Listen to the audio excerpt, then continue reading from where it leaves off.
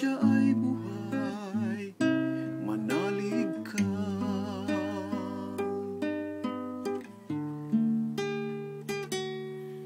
At ngayon,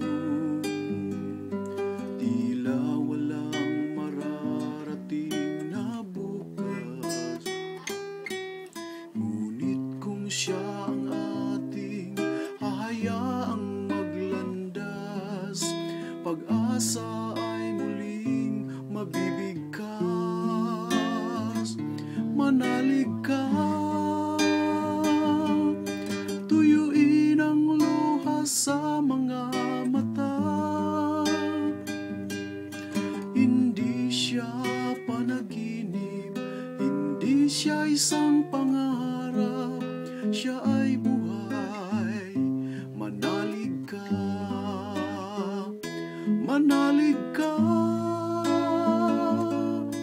tuyuin ang luha sa mga mata.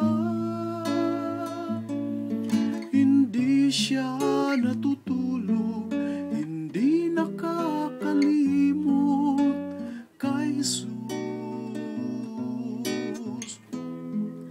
Manalig ka,